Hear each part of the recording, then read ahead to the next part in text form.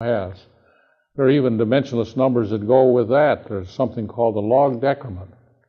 It's a very complicated thing to try to explain to even a college student. And try explaining a log decrement to a high school graduate that had a hard time with arithmetic. Who's responsible for making these PID controllers work? Yeah, well, and the guys who have to make those controllers work are usually at most high school graduates. They might even be 8th grade graduates. They might have had a slight inclination to do a little better on arithmetic than something else, and that's what the Ziegler-Nichols paper was written, was for those fellows, to be able to maintain them and to keep them going, and to adjust them, and to be able to adjust them so they'd control a process. What was the reception when you wrote this paper in this form? Well, when the paper was presented in New York City, I think it was New York City, ASME's annual meeting in New York City of them. And there were members of the audience. Oh, by the way, there was another interesting thing. In those days, and maybe even to this day, the ASME sent out preprints of the papers. In other words, if somebody would register for the meeting, he'd get a copy of a preprint. And he was supposed to come and comment at the meeting, if he came to the meeting. So here we are.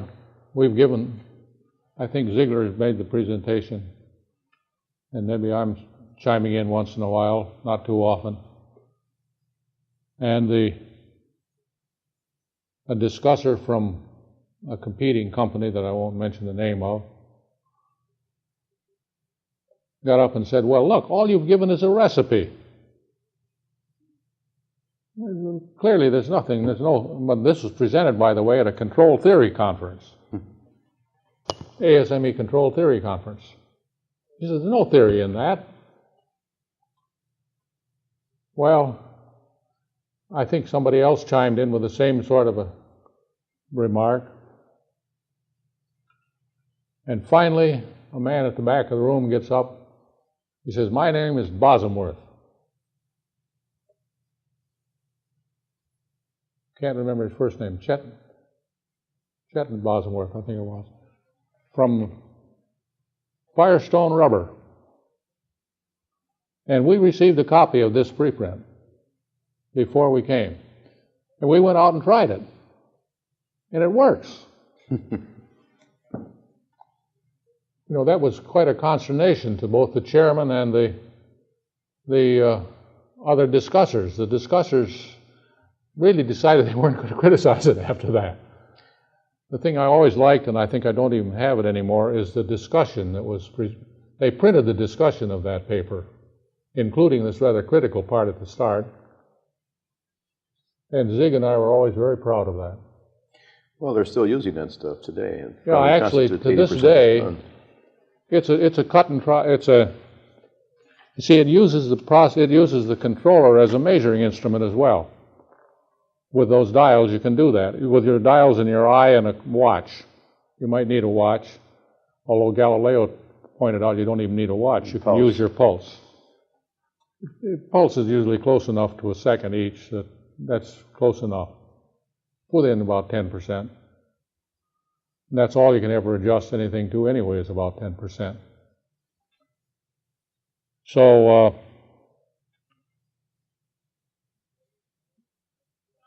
in these days now, they have begun to use so-called computer control, computer process control. And you've got a process out there,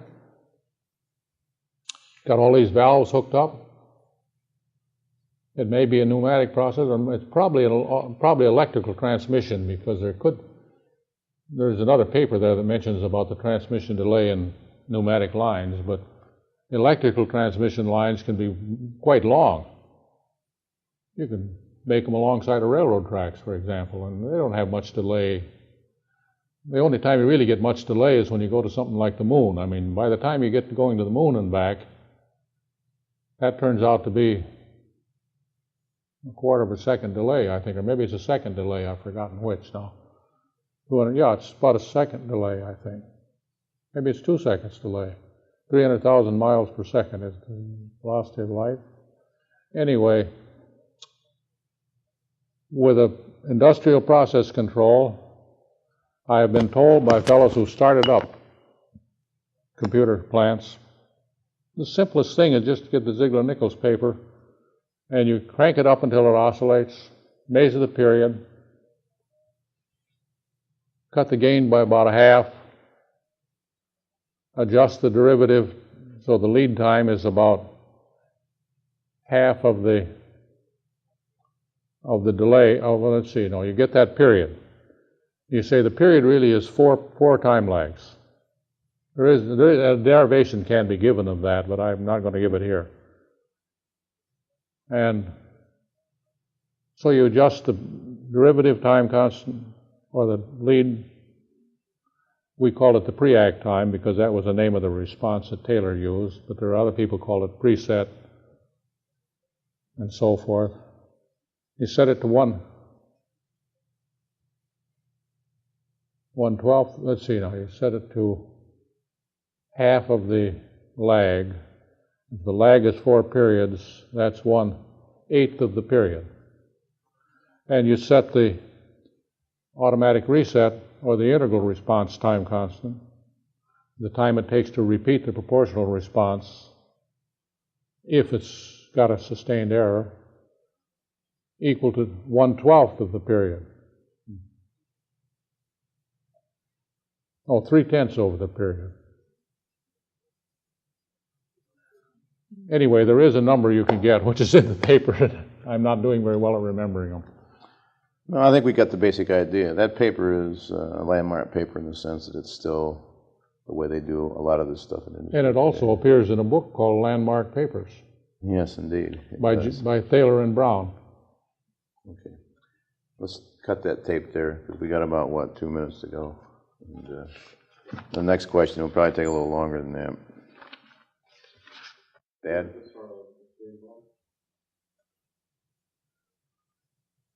Nick, I want to talk a little bit about one other paper, and that's Process Control with a Velocity Limit by Takahashi, Ziegler, and Nichols. This paper has an interesting story behind it. So tell us a little bit about it. Yeah, well, as I said, Takahashi, Yosundo Takahashi, good Japanese name. He spent the World War II, I believe, in Tokyo most of the time at the University of Tokyo, and I think he was a professor there. And when the war is over, I think he is accepted as as a visiting professor for 1 year at MIT in mechanical engineering, while I was still at Raytheon in research division. And we got acquainted at that time, but not really very much. But he had told me that one of the things that had happened is before the war, he had received a copy of Ziegler and Nichols, a mechanical engineer. He knew about it, mechanical engineering. So he claimed it was extremely useful to him. And one of the things that he used it on, which is not mentioned, I think, in any of these papers, it's one of his papers. It's mentioned in the book by Takahashi and Rabins, I think, have published a book on controls. But in what he talked about, heat exchangers. Heat exchangers are extremely messy things to control. I mean, you've got steam on one side and water. Well, for instance, you could have steam on one side and radioactive containing water on the other side. Pipes. Pipes are in a jacket. In fact, the most common heat exchanger that any of you have experience with is probably your car radiator, or the heating element of your car heater. Although there were once heaters that worked directly off the exhaust pipe, they don't exist very much anymore, and most of them now are the water from the radiator is used to heat the heater. And that's an exchanger. heat exchanger. The radiator water's on one side, and the air going through it's on the other. Now, it don't have to be air. It could also be another liquid heat exchanger with a metallic membrane between the two. And of course, the membrane doesn't even have to be always metallic. It could be plastic.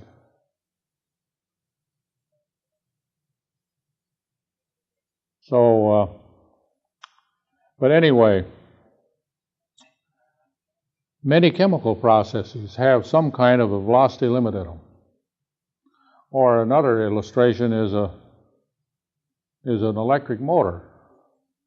If you use a two-phase electric motor, the fastest speed you can get is to get it going at, depending on how many poles it is, but if it's a two-pole machine, it could go 3,600 RPM maybe, if there's no friction.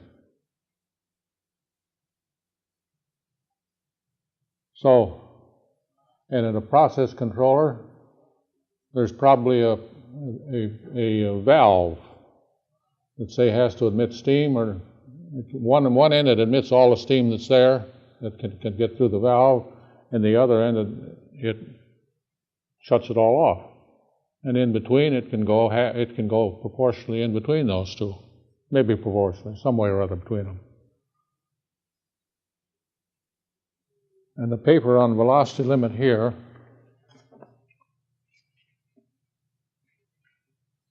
is a flow transmitter, flow control. Now, if you take a flow controller, there's usually a source of the fluid that you want to control the flow of, a valve, and a place you're going to dump what you've controlled. Now, you might be dumping that into a tank to accumulate it. I mean, suppose that you're, say, taking flow from a pipeline that's out to a ship. It's going ashore. It's going to go into a reservoir on the land. And you want to just fill that reservoir tank. So you call that a tank farm. You want to fill that tank farm up to to the right level. Mm-hmm. And you may have several tanks that you're going to fill. Now, the next thing, and by the way, that will have a velocity limit because the pressure that can drive the liquid through there is a pump someplace. Now, one of the kinds of pumps it could be is a gear pump. And a gear pump is a good pump to pump, particularly if it turns out to be sort of sticky liquid, because it's got lots of pressure behind it, but it just runs at a constant speed. But that's all you can pump. You can vary the speed of the gear pump maybe, but you can't exceed some speed. So there's a velocity limit can be found in many processes. Mm-hmm. How do you control such a process? It's got a velocity limit. I'm sure that your students don't like to think about things that aren't linear. But here, this thing is fundamentally nonlinear. It has a maximum that it can get to.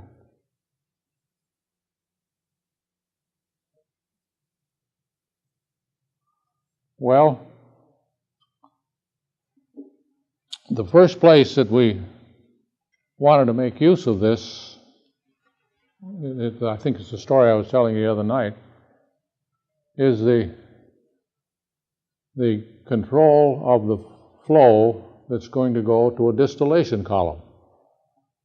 Now, a distillation column, it can be and oftentimes is carefully designed by the chemical engineers. A very good group of guys, except that they do what's called steady-state design. And the question of a guy who wants a distillation column to, say, separate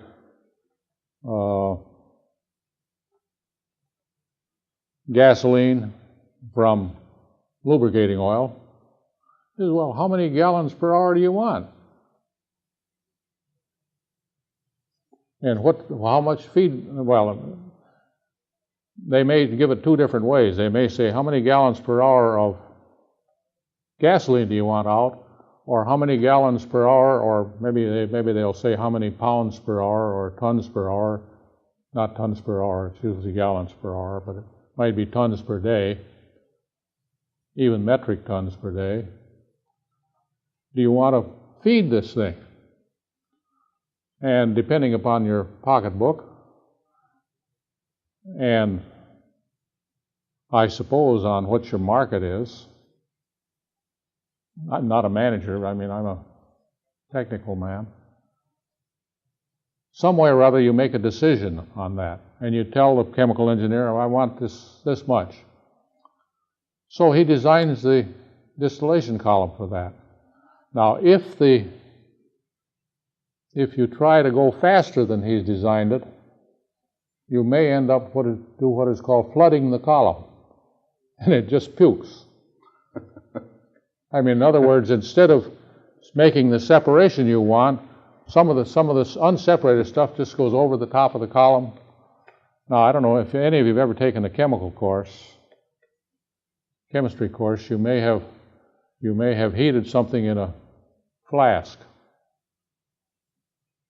and you may have had a water-cooled. In fact, one of the most common things is to distill a material which is fermented.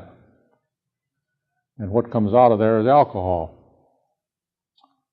And if you try distilling a fermented mixture too fast, it'll just puke over the top, which is probably an explanation why it's called puking. But of course, a baby pukes sometimes too. Anyway, so if you happen to have a chemical plant, and in it is one piece of the process that's generating the material you want to separate by distillation. I'd rather not talk about alcohol because, for one thing, that requires a rather special set of licenses if you're going to do it. I don't mean talk about it. I mean if you're going to do this separation of alcohol, that requires a federal license. But on top of that, alcohol has another problem in that it has a constant boiling mixture. You can't get alcohol higher purity than 100 proof, which is called that 92%, isn't it, or 98%? Mm-hmm. Anyway, there is a mixture of alcohol and water which you can't separate any further by a distillation column. It just stops there. But that is not true if you've got gasoline. Well, I should say it's less likely. So you may desire to put a control in which can take the feedstock from the previous part of the process, and sometimes they call it temper it. In other words, you want to keep the liquid which is going to flow over the top, which is going to go to the distillation column, so that it doesn't upset the distillation column. That means don't change it too fast. You might be able to, if it's designed to go at 10 gallons a minute,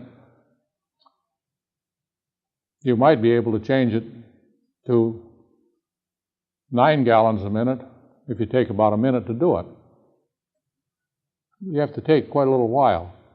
The chem engineer can tell you how long it would take, but he doesn't like to design a plant that can take varying rates and change them fast, because he's not used to that. It's about like asking an electrical engineer who's studied AC circuits, AC machinery, to give you a variable speed AC motor. Well, he knows how to do that if you change the frequency. If you change the voltage, it doesn't work, because there's something funny about the synchronous speed. So, one of the things that we did early in the game, that Ziegler and I did also, and that's, I think, probably in this paper, yeah, is we said, we will select the percentage change in flow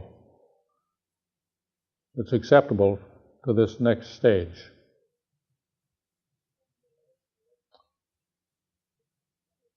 And we'll also tell this controller, what the minimum and maximum feed rates are that are going to come from the previous stage. How big a tank do we have to have if we're going to not make that distillation column get upset? And that's an averaging liquid level control. Because we said, well, we got just the right instrument to do that. Just so happens this two-term controller now, proportional plus reset, plus automatic reset or integral. This is just the thing that'll do it. What we'll do is we will make the controller always return the level to the center of this fictitious tank that we don't know the size of yet. And when the biggest disturbance comes one day, it'll go to the bottom. When it comes the other way, it'll go to the top, but it won't overflow and it won't run dry. And turns out that you're able now to size the tank. Now this is a strange kind of a control that you're sizing. This is not optimizing a linear process. This is setting the limits of a nonlinear process. Using an averaging technique. It's an averaging technique. It's very successful usually with those things. And it can be successfully used there, and it can be successfully used in many other places. You can successfully use it even on power supplies, In fact, steam controls. Anyway, that I think is what is the main thing in that paper. Well, it's a remarkable paper in that Takahashi was in Japan for the whole war, comes to this country, and ends up writing a paper with Nichols after the war is over. And I believe, he's either retired, he's still living, I think, in the San Francisco area, because eventually he got an appointment at Berkeley as professor of mechanical engineering, process control, and he worked with a man by the name of Rabin, and they wrote a book, which is one of the common textbooks that are used in mechanical engineering texts, I think, nowadays. And I was rather surprised to discover, when I was in China quite a few years ago, they told me, oh, they have their own textbook in Chinese. I looked at it, and here are the figures out of the Takahashi and Rabin's.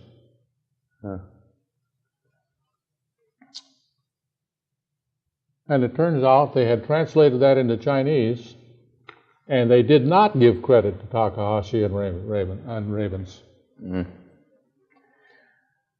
Nick, when I look at the first chapter of the book that you wrote with Nichols and Phillips, and when I listen to you talk about control in terms of real systems, physical processes. Gettings does the same thing in the front of that book. He talks about oscillations in terms of a ship overshooting in both directions as you try to guide it. You talk about distillation columns. Do you think that control has to be linked to a real process to make real sense? Or can you think about control as a mathematical abstraction without thinking about the process? You see, the problem that I have with that question is that I have never been able to think of it that way. In the latter form? I always think of it, I don't even think about controlling a control until I have a process that needs to be controlled. So purely mathematical excursions have never inspired me.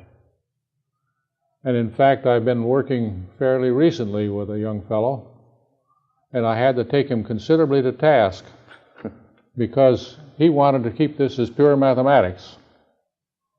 And I said, well, you do that, you don't have any audience. All you got's other mathematicians. You haven't got any control people that are in your audience. Yeah, there seems to be some sort of gap between the people who actually make these things work and the people who Well, at one time it was thinking of popular to call it the theoretical gap.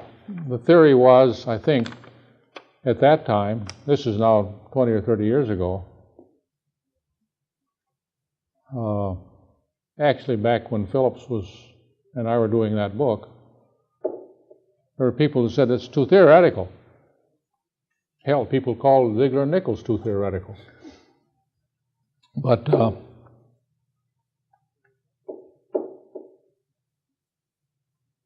there was one difference. When Ziegler and Nichols was written, we had processes we were working with. When James Nichols and Phillips was written, we were solving. The theoreticians were there, but the theory was being applied right while they were doing the theory. It's sort of like now, if you're going to build a spacecraft and fly it, the surest way of really keeping the theory and the practice together is to fly the blasted thing and see if it works.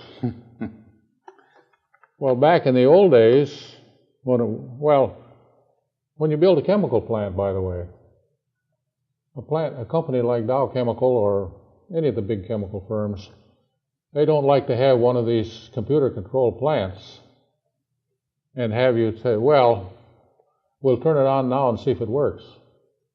They may have spent $50 million building the damn plant, and they don't want you experimenting around with it to see if it works. They would rather have you do what the Ziegler and Nichols technique does, is inch up on it slowly. Yeah. But it's hard to inch up on it slowly when it's up in orbit, unless you're watching it at the same time. But even then, it costs money to try it out. The chemical plant costs the feedstock if you stop it from blowing up. Now, the chemical plant also will have a safety system which will probably dump water into it or do something so it won't blow up, because they don't want to destroy the neighborhood. And you may be able to stop a satellite from doing any damage, but the poor guy who's built it and paid to launch it doesn't regard the few $1 million that he's put out as being a painless operation. So it's much harder to apply these days, except that it may still be possible to apply in the sense that we apply it to the chemical plant where you observe it while you're activating it. And that can be done now with some satellites. You can telemetry down to a ground station, and you may even be able to transmit from a ground station back to the station where there's somebody that can tell what's going on. And he can say, oh, yeah, you forgot to do this, you forgot to do that. Put the plug in right. Just like we were doing down here. I mean, if you don't plug this in right, it doesn't work right.